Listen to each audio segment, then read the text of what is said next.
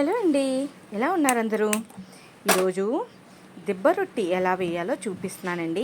First స్టవ్ని చిన్న మంట మీద ఇలా పెట్టేసుకోండి, అంటే మూకుడికి కరెక్ట్గా సెగ తగిలే వరకును.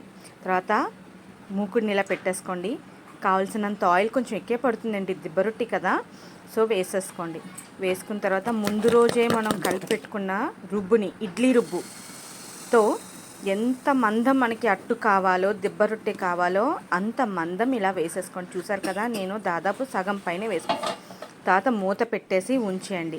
మంట చూస్తున్నారా, మూకుడికి తగిలినట్టు ఎలా పెట్టానో అలా అన్నమాట. చూసారు కదా ఎలా కాలిందో, చూడండి.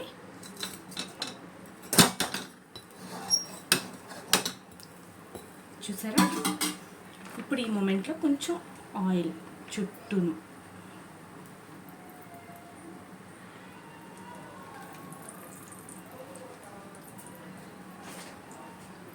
చూసారా చక్కగా కాలిందో. కొంచెంసేపు కాల్చుకుందాం మూత పెట్టి. రెండో పక్క కూడా కాలాలి కదా, ఇది సరిపోవట్లేదు మూత, సో తిప్పి పెడతాను.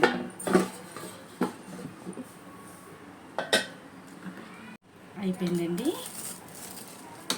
ఇలా అట్ల కాడతోని చూడండి, ఎక్కడ అంటుకోవట్లేదు, కాలిపోయింది.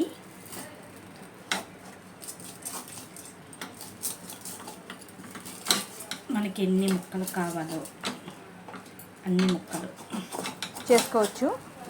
బర్గర్లు కానీ పిజ్జాలు కానీ దిబ్బ రొట్టె ముందు ఎందుకు పనికొస్తాయండి? పిల్లల కడుపు కానీ పెద్దవాళ్ళ కడుపు కానీ చక్కగా నిండిపోతుంది, కడుపు నిండుగా ఉంటుంది, హెల్దీ ఫుడ్ కూడా, బ్రేక్ఫాస్ట్ కూడా. సో వీడియో కనుక నచ్చినట్లయితే like, share and subscribe my channel. ఉంటాను.